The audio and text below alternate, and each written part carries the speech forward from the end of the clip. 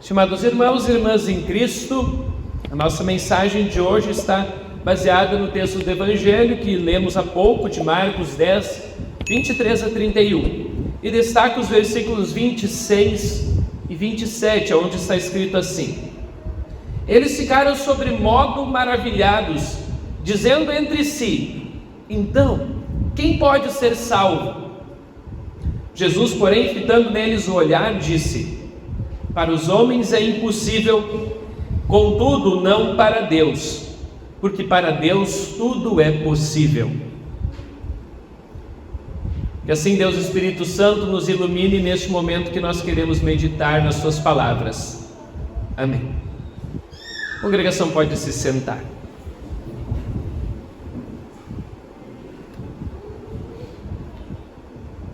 Então, quem pode ser salvo?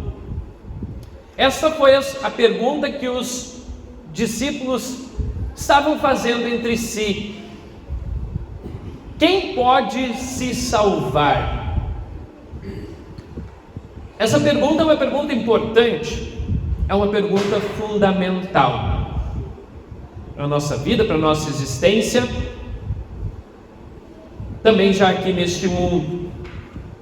Quem é que pode se salvar? Para nós entendermos um pouquinho sobre essa pergunta e também sobre o texto de hoje, texto talvez bastante conhecido, no qual Jesus fala sobre o perigo das riquezas, e também um texto famoso onde Jesus diz, que é mais fácil um camelo passar pelo fundo de uma agulha do que um rico entrar no reino de Deus. Mas para a gente entender um pouco o contexto dessa história, é importante nós analisarmos o que estava acontecendo antes desta fala de Jesus aqui com os seus discípulos. Se voltarmos um pouquinho antes no texto de Marcos, no capítulo 10, a partir do versículo 17, nós vemos que um jovem muito rico foi até Jesus. E ele foi até Jesus com uma outra pergunta bastante parecida com essa: quem pode se salvar? Mas uma pergunta um pouco diferente, também importante, talvez tão importante quanto esta. A pergunta desse jovem rico era a seguinte: Mestre, o que eu devo fazer para herdar a vida eterna? Vejam, são perguntas parecidas. O que eu preciso fazer para herdar a vida eterna? E na outra, quem pode se salvar? Ou seja, são perguntas fundamentais para nós também. O que nós devemos fazer para conseguir a vida eterna? Quem pode então se salvar? A resposta de Jesus, ela pode até mesmo ser surpreendente para nós, porque nós sabemos, pelo menos nós, que acreditamos naquilo que a palavra de Deus diz, sabemos que nada do que fizermos pode nos dar a salvação. Porém, essa não foi a resposta de Jesus para o jovem rico. Jesus não responde isso para o jovem rico. Jesus responde um pouco diferente.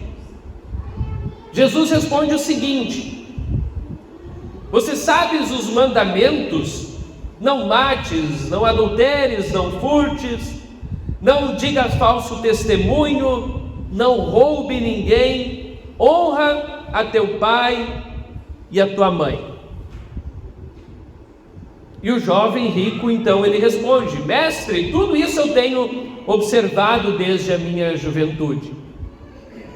E Jesus, então, disse: Pois muito bem, já que você tem observado todos esses mandamentos, vai, vende que tudo aquilo que você tem, dá aos pobres, e assim você terá um tesouro no céu. então vem e segue-me. Porém, o jovem rico não gostou desta resposta de Jesus. E por isso, diz o texto que o jovem, contrariado com essa palavra, retirou-se triste, porque era dono de muitas propriedades.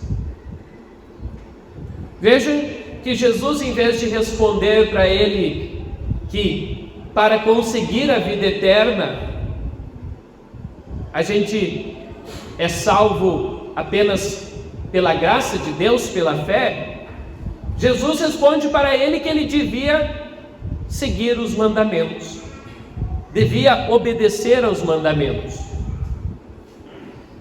Porque na realidade foi isso que o jovem perguntou para Jesus. Vocês prestaram bastante atenção na pergunta? O jovem perguntou o seguinte para Jesus: o que eu devo fazer para herdar a vida eterna? E Jesus respondeu aquilo que realmente nós temos que fazer para conseguir a vida eterna, que é cumprir a lei. Cumprir a lei de Deus, andar conforme os mandamentos de Deus. Porém, alguém de nós consegue fazer isso? Será que alguém de nós consegue cumprir a lei de Deus perfeitamente? Alguém de nós consegue se salvar por conta própria, por cumprir a lei de Deus? Não, ninguém de nós consegue isso. Mas o jovem rico, ele se achava, ele achava que ele podia tudo, e por isso ele diz: não, eu conheço os mandamentos. E aí Jesus então diz: bom, já que você cumpre e conhece os mandamentos, só falta mais uma coisa: vende tudo que tem e dá aos pobres, e aí então vem e me siga. Jesus, conhecendo o coração daquele jovem, então ele toca, podemos dizer assim, aonde era o problema dele. Só que o problema dele não estava nas riquezas, não estava nas propriedades. O problema dele estava no seu coração. O seu coração. Porque, na realidade, as bênçãos, as posses, as propriedades, as riquezas não são o problema. O problema está no coração humano, no coração que se apega a essas coisas, no coração daquele que acha que pode fazer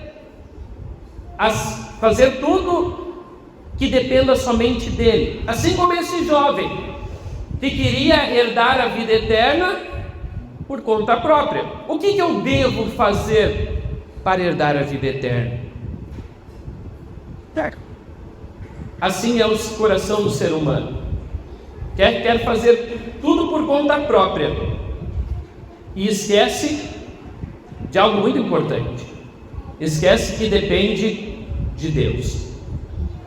E aí então nós entramos no texto de hoje, aonde Jesus então se vira para os discípulos e diz: quão difícil entrarão no reino de Deus os que têm riquezas. Não em si, o problema não está nas riquezas, mas o problema está naqueles que colocam o seu coração e confiam mais nas suas bênçãos, no seu poder aquisitivo, em si mesmos, do que no próprio Deus. Visto que nós podemos bem ver isso pelo próprio Salomão. Salomão era um homem muito rico, talvez um dos mais ricos que já existiu na face da terra. E será que Salomão, ele foi condenado por causa das suas riquezas? Eu acredito que não. Não sou eu dono da verdade, nem juiz sobre qualquer pessoa. Mas Salomão, ele pediu o principal, que era a sabedoria. E o temor do Senhor é o princípio da sabedoria. Então, por causa disso eu digo, Salomão, um dos homens mais ricos,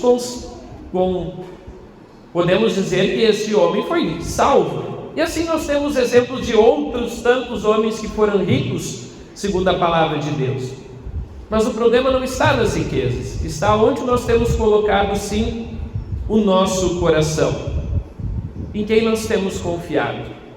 E por isso Jesus então diz para os seus discípulos o seguinte: filhos, quão difícil é para aqueles que confiam nas riquezas entrar no reino de Deus. E aí então Jesus faz a comparação.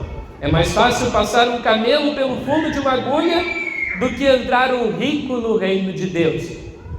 Porque o problema está em quem nós temos depositado a confiança. Assim como Jesus diz, né? Quão difícil é para os que confiam nas suas riquezas, nas suas posses, entrar para o reino de Deus. E aí então os discípulos estranharam esta fala de Jesus. Como assim? E sabe por que os discípulos estranharam isso? E diz o texto, né, que eles ficaram sobremodo maravilhados com isso, porque naquela época você ter posses, você ter riquezas, você ter propriedades era sinônimo de que você era abençoado por Deus. E por isso então eles olharam para si e começaram a se perguntar: bom, mas se até mesmo para um rico que é abençoado por Deus, com posses, com bênçãos, é difícil entrar no reino de Deus, então quem pode se salvar? Quem pode conseguir a vida eterna? E a resposta de Jesus, ela é mais do que óbvia na realidade. E aí eu faço a pergunta um pouco diferente da que os discípulos fizeram, mas eu faço para vocês. Quem pode se salvar por suas próprias forças? Quem pode se salvar pelos seus próprios méritos? Ninguém. E é isso que então Jesus responde, mas de uma maneira um pouco diferente. Ele diz para os seus discípulos, olhando bem na cara deles, né, diz o texto, fitando neles o olhar, Jesus diz assim: olha, para os homens isso é impossível. E realmente é. Para os homens, salvar pelas suas próprias forças é realmente impossível.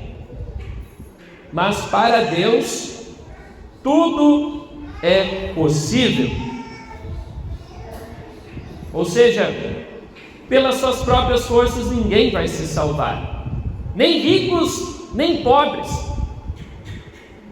Ninguém pode se salvar pelos seus méritos próprios. Nós somos salvos unicamente pela graça de Deus, pelo amor de Deus, por aquilo que Jesus fez por nós lá na cruz, se entregando por nós para nos salvar, para nos perdoar dos nossos pecados.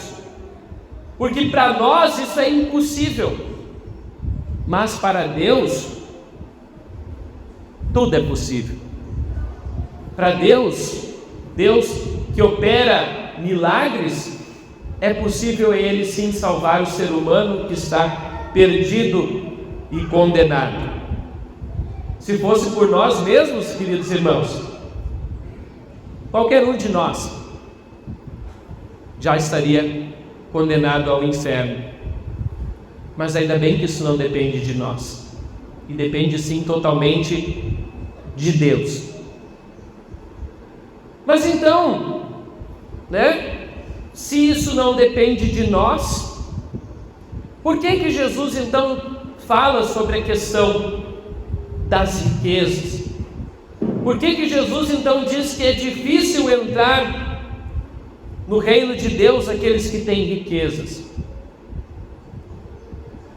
Na realidade é porque Deus quer de nós somente uma coisa. Deus quer de nós nosso coração. Deus quer que nós coloquemos e depositemos totalmente nele a nossa confiança. E o perigo daqueles que confiam nas suas riquezas, nas suas posses, é de que eles vão em busca somente dessas coisas e acabam, muitas vezes, se esquecendo de Deus, se esquecendo de buscar a Deus na sua palavra. Quantas vezes nós, muitas vezes, deixamos talvez de estar na casa de Deus porque colocamos as coisas materiais na frente das coisas de Deus, porque colocamos as coisas desse mundo na frente das de Deus. Antes nós cantamos no hino: buscai ao Senhor e vivei. Deus quer que a gente coloque Ele em primeiro lugar. Deus quer que a gente coloque a nossa confiança nele em primeiro lugar. E aí, as outras coisas serão acrescentadas. Ou seja, quando nós colocamos e confiamos em Deus, as demais coisas, as demais bênçãos, elas virão para nós de modo, podemos dizer assim, automático. Como o próprio Jesus aqui ele nos ensina nesse texto, que, em verdade vos digo que ninguém que há que tenha deixado casa, ou irmãos, ou irmãs, ou mãe, ou pai, ou filhos, ou campos, por amor de mim e por amor do Evangelho, que não receba já no presente o cêntuplo de casas, irmãos, irmãs, mães, filhos e campos, com perseguições, e no mundo por vir a vida eterna. Ou seja, o próprio Jesus diz que aquele que o segue, aquele que deixa todas as coisas deste mundo e coloca as coisas deste mundo de lado para seguir a Jesus, este será abençoado 100 vezes mais. Isso eu digo para vocês também é uma das vantagens também, muitas vezes, de ser pastor, é que a gente, aonde a gente passa, a gente tem aqui, como Jesus diz, famílias em diversos lugares, pais, mães, irmãos, filhos. Isso é uma das bênçãos. Eu sempre digo assim, eu em todos os lugares que passei, seja como pastor ou como estagiário, eu fiz amizades, e amizades que eu vou levar para a vida eterna. E essas amizades, são coisas que a gente guarda com carinho no coração. E assim também, a nossa vida é abençoada por Deus. Quando a gente coloca a nossa vida e a nossa confiança nele, as outras coisas, elas vêm automaticamente. O problema está quando nós muitas vezes confiamos mais em nós mesmos. Confiamos que por causa daquilo que fizemos, como o jovem rico, o que eu devo fazer para conseguir a vida eterna? Quando nós depositamos a nossa confiança em nós e não em Deus, aí nós estamos condenados. Agora, quando nós colocamos a nossa confiança em Deus, acima de todas as outras coisas, aí nós podemos ter a certeza de que Deus assim também vai nos abençoar. Não somente lá no porvir, não somente na vida eterna, mas já aqui. E assim Deus realmente abençoa.